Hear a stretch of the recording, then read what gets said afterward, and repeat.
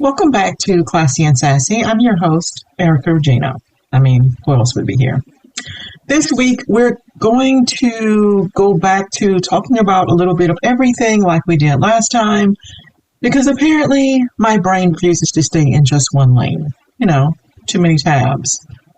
I've got questions about why we become so invested in the personal lives of people we have never met. Why nobody seems capable of being bored anymore, and who exactly decided that there was a list of things women somehow become too old to do. And of course, we're also talking about books, because I recently discovered a book I want to read, but it also has a screen adaptation that only apparently has significant changes. And finally, I want to talk about hobbies. More specifically, when did everything we do and enjoy suddenly become a business plan? So grab your coffee, your tea, your wine, what have you, and let's have a conversation. Now,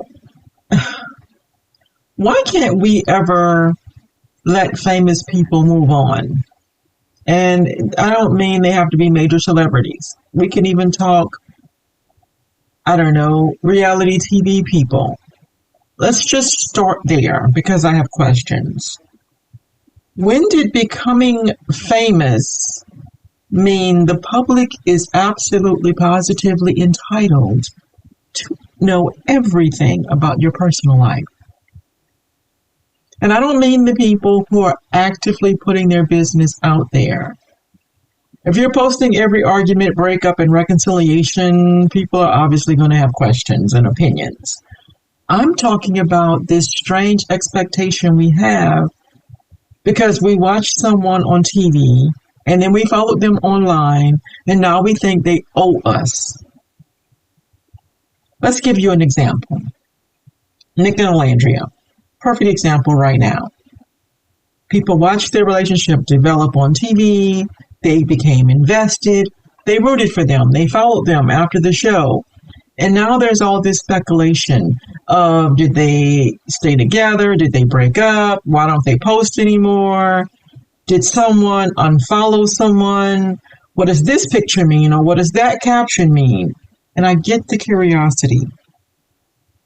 If you spend an entire season watching two people fall for each other, maybe you wonder what happens next. That's fine. I'm curious. You're curious. What have you.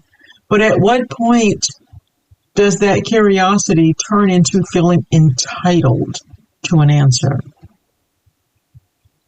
Just because we watch the beginning of their relationships do not entitle us to the rest of their lives.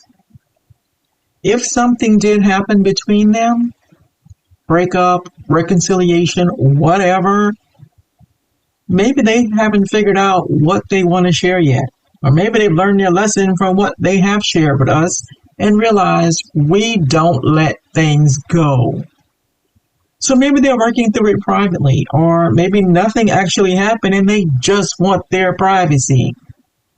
The interesting part to me is how quickly we decide silence is evidence.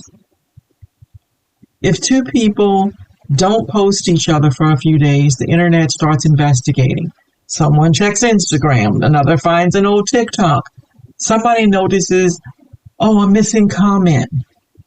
Before long, we have a full-blown investigation being conducted by people who have never met either of these people. And heaven forbid anyone unfollows anyone. Because at that point, apparently, we just need CNN breaking news. But there's another side of that fascinates me even more. It's when famous people do move on, because we don't always let them. Take into account Jordan Woods recently getting married. Pretty major life moment. New chapter, marriage, celebration, beautiful, romantic. You would think the conversation could simply be about her and her husband. Nope. Somehow, Kylie Jenner, Tristan Thompson, and everything that happened years ago has to find its way back into the conversation. Why? What does something that happened in an old friendship have to do with this woman's wedding today? I'm not saying erase history. It happened. People remember it. But does every future milestone need a footnote explaining the worst or the most controversial thing that ever happened in someone's past? Selena Gomez is another example.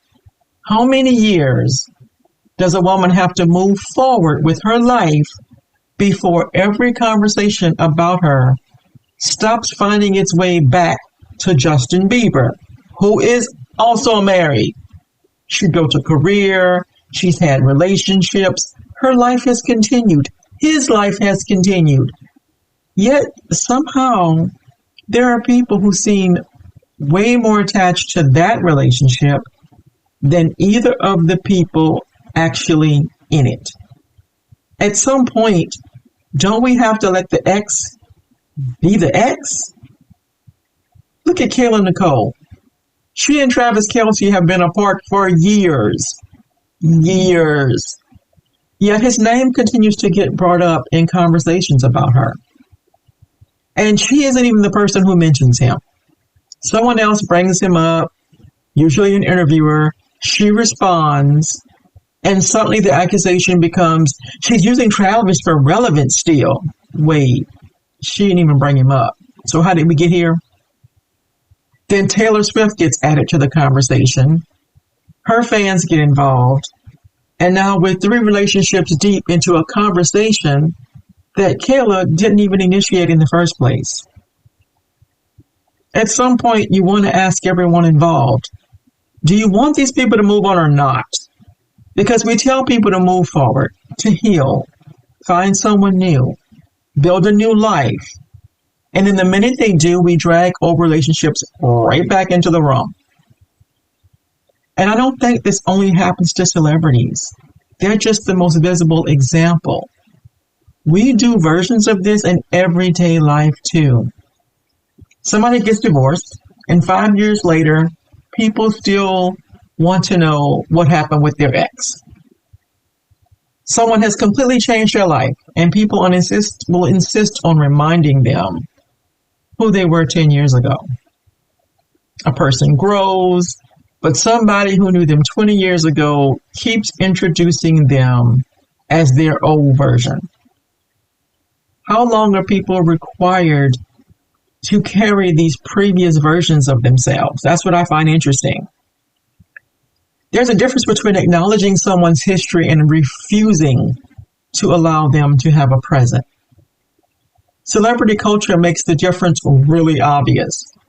Part of the problem, of course, is us. The media wouldn't keep attaching Justin Bieber's name to Selena Gomez if nobody clicked on it. Those old Jordan Woods, Kylie Jenner stories wouldn't keep resurfacing if people weren't interested. Every time we click, comment, argue, repost, or make a reaction video, we're telling our algorithms, more of this, please. So maybe the better question isn't just why the media won't let the celebrities move on. It's, why won't we?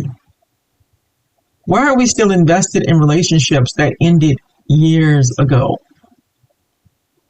Why do we feel like someone owes an explanation because we watched them fall in love on television?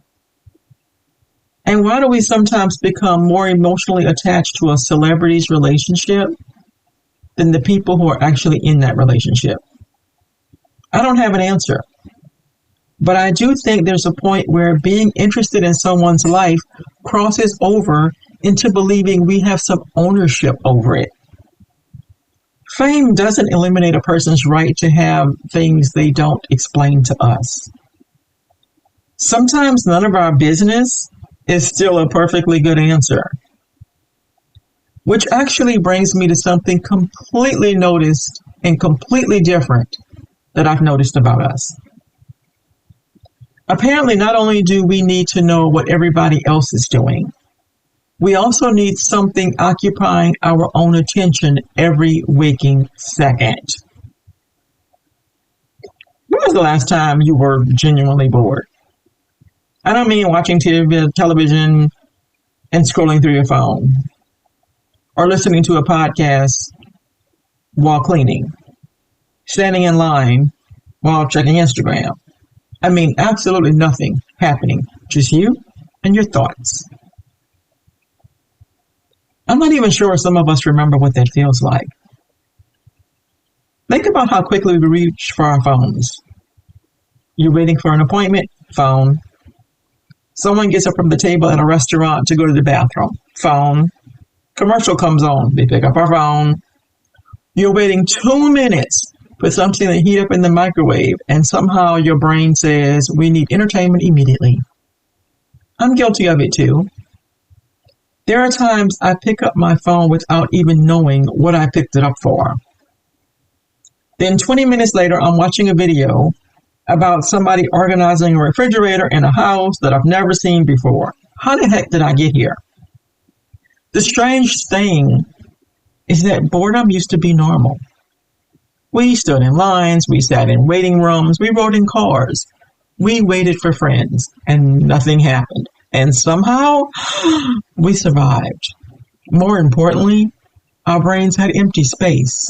We daydreamed, noticed things, our mind wandered. We came up with ideas. Maybe even solved a problem you'd been thinking about without even trying. Not every empty moment gets filled. And I wonder what we're losing because of that. Creativity needs room. Reflection needs time. Sometimes you don't even realize what's bothering you until your brain finally gets enough quiet time to process it. But quiet can feel uncomfortable when you're not used to it. I think that's part of why so many of us automatically reach for something. A phone, the television, some music, turn on a podcast. Anything that keeps us from sitting there doing absolutely nothing. And I'm obviously not suggesting we all throw our phones away and spend Saturday afternoon staring at the wall. Let's not get ridiculous. I like my phone. I like my TikToks. I like movie binging. I have no plans to abandon civilization, but maybe every available second does not need to be filled. Maybe standing in line for 5 minutes can just be standing in line. Maybe sitting outside without doing anything is still actually doing something.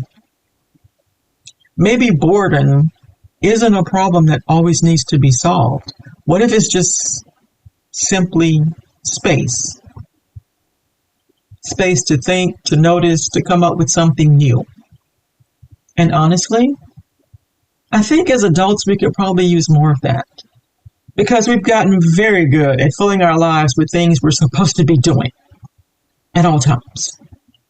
Which brings me to another thing we're apparently supposed to be doing correctly. Aging.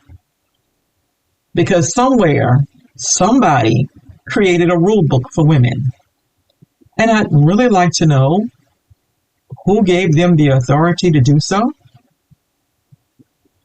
Have you ever noticed how often women are told something isn't appropriate for their age?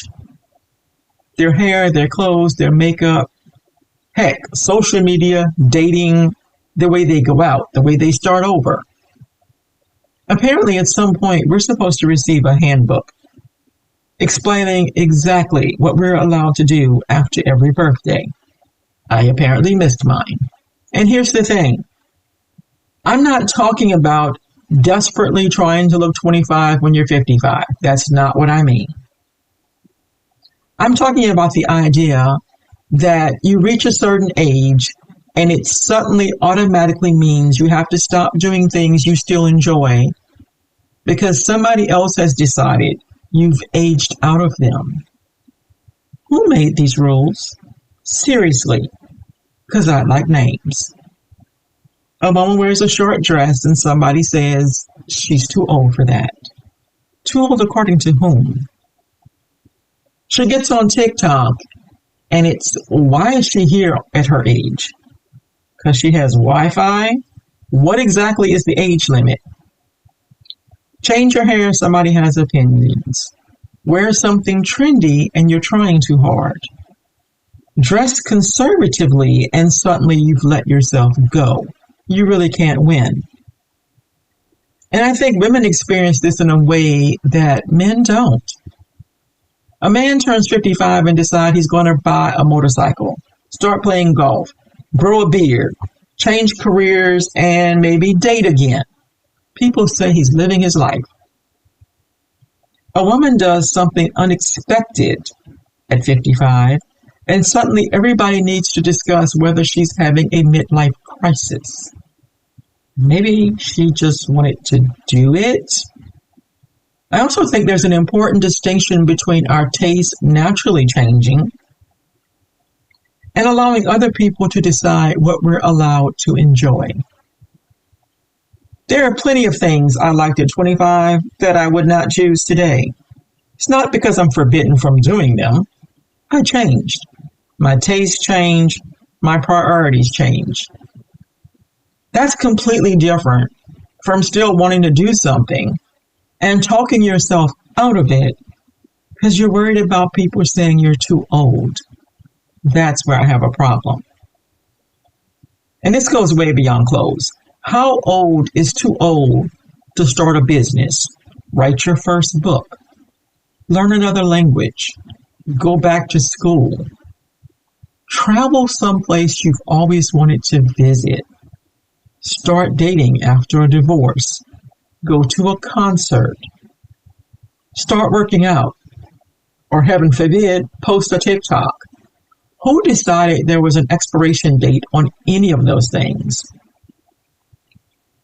Because one of the strangest things about getting older is realizing you don't suddenly feel like a completely different person.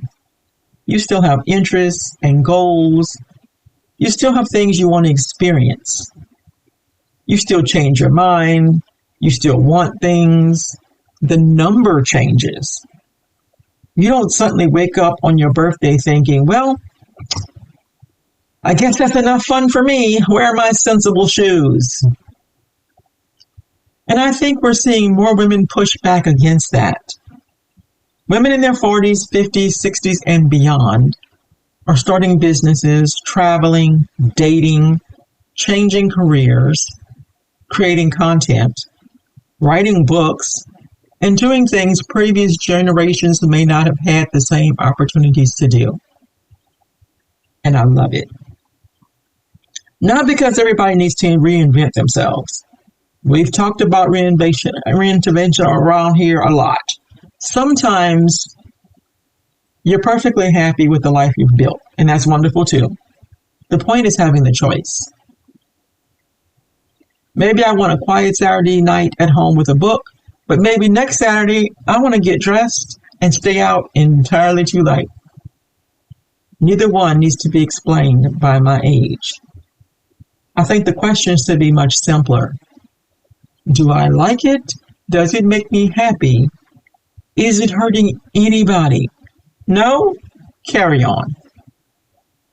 And if somebody else thinks you're too old for it, fortunately, they're not the ones doing it.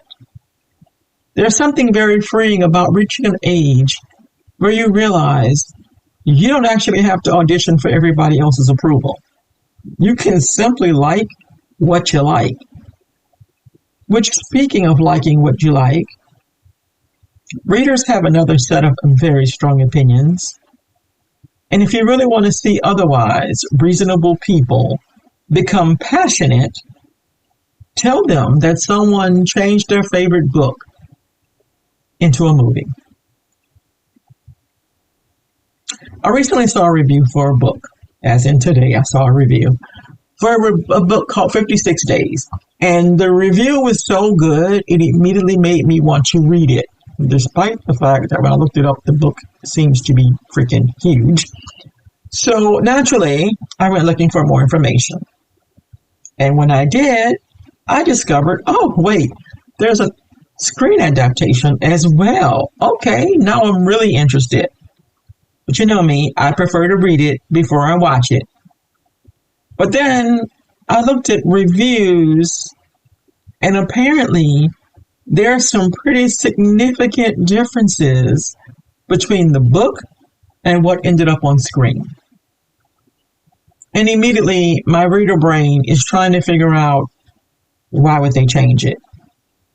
Because that's what readers do. We become very protective. You spend hours inside of a story. You create these characters in your head. You know how you think they look, how the scenes played out, and you have opinions about what matters. Then Hollywood comes along and says, well, that's cute, but we're going to change half of it. And suddenly you're sitting in front of the screen irritated. But I've started wondering, does the adaptation actually owe us the exact same story? Books and TV aren't the same medium. A writer can spend pages inside of a character's head. We can hear every thought, understand every hesitation, know exactly why somebody's making the decision they're making. Put that on television exactly as written, and we might all fall asleep by episode 2. So some things are going to have to change. Timelines may get shortened. Minor characters may completely disappear. Several characters may even get merged into one. Scenes get moved. I understand all of that. Where it gets interesting is when the changes become major. What if you change the ending, which apparently this one does, or the motive? What happens when an important relationship is completely different? How much can you alter before we're no longer watching the story we read?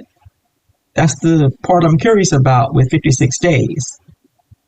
And now I'm trying to decide which experience I want first. Do I read the book or watch the show?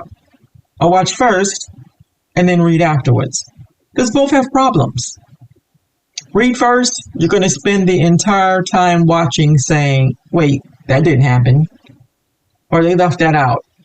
Why is she doing that? Where is such and such character? And whoever is watching with you is eventually going to ask you to be quiet. You watch it first, though, and now those actors are living in your head. You pick up the book, and instead of creating characters yourself, you're seeing the actors and actresses who played the parts. Neither option is perfect. I usually lean toward reading first because I want the author's version before someone else's version gets into my head. But maybe we're also too hard on the adaptations because maybe the question shouldn't always be, did they follow the book exactly?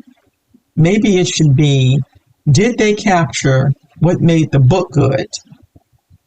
Because an adaptation can be different and still be excellent. Now let's be honest.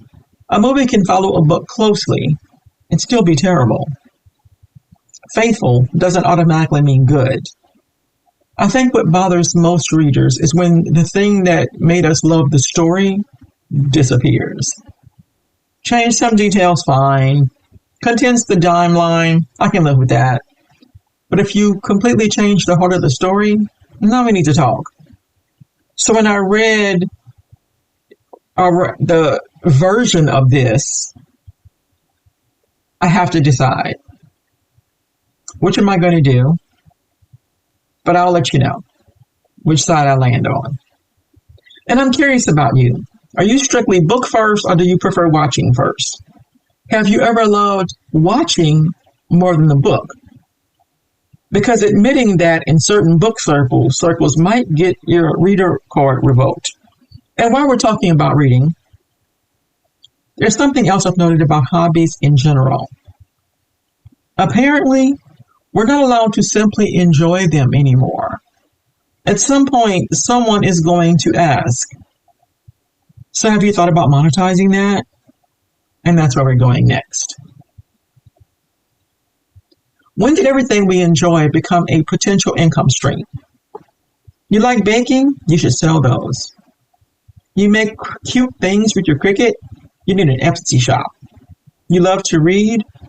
Start a book talk. Get affiliate links. Become a reviewer. You enjoy traveling? You should be a travel creator. You're good at decorating your house. Have you thought about becoming an interior designer? Can I just like something? Does everything need an LLC? Because somewhere along the way, hobbies stopped being hobbies and started becoming business opportunities. And listen, I understand why. There's absolutely nothing wrong with turning something you love into a business. Some of the best businesses start exactly that way. You discover you're good at something, people are willing to pay you for it. Suddenly you've created another stream of income doing something you genuinely enjoy, and that's great. But something changes when the thing you used to do to relax starts having deadlines. Now the cake you enjoyed baking on Sunday has an order due on Friday. The crafts you used to make when you felt creative has customers waiting for shipments. That Instagram account you started because you like talking about books suddenly has analytics, views, engagements, affiliate links, posting schedules. Now you're not just reading the book. You're thinking about whether you need to film yourself reading the book. Should you post your first reaction? Do you need a review? What should the caption say? Which link are you using? And before you know it, your relaxing hobby has a marketing department. You're the marketing department, by the way. Congratulations. You've successfully given yourself another job. I say this knowing I'm guilty of it. I love books, now I review books. I talk about them online. I've joined book clubs, I've started book clubs. I've looked at affiliate opportunities connected to reading. And now I'm writing books of my own. I love travel, and I turned it into an actual business. I enjoy writing, but that means that now there's a blog, a newsletter, Substack, books, and content connected to that. So I'm certainly not over here saying don't monetize your interests. Clearly, I didn't take that advice myself, but it does make me wonder whether we need to intentionally protect a few things from becoming productive. Something we're allowed to be bad at. Something we don't post. Something nobody pays us for. There's no goals attached to it. We don't need to grow an audience around it. We simply enjoy doing it. It almost feels rebellious now, doesn't it? Because we've become so focused on productivity that even our downtime has started needing a purpose. Go for a walk, track the steps, read a book, add it to the yearly total, cook something, take a picture. When somewhere beautiful, post it. Learn something new, maybe you can turn it into content. There are moments when I catch myself doing something and realize I'm already thinking about how I could use it somewhere else. Could this be a podcast topic? Should I write about this? Would this make a good post? That's your creator brain. It doesn't shut off easily. But there's also something really nice about having experiences that don't belong to anyone else. Some of them you don't have to document. You don't need them to be useful. Maybe you spend 2 hours putting together a puzzle and nobody ever knows. You plant a garden and never create a gardening account. You take a pottery class, make the ugliest bowl anyone has ever seen, put it in the kitchen counter and proudly say, I made that. No Etsy shop required. I think we need some of that. Especially once money gets involved. Because your relationship with something can change.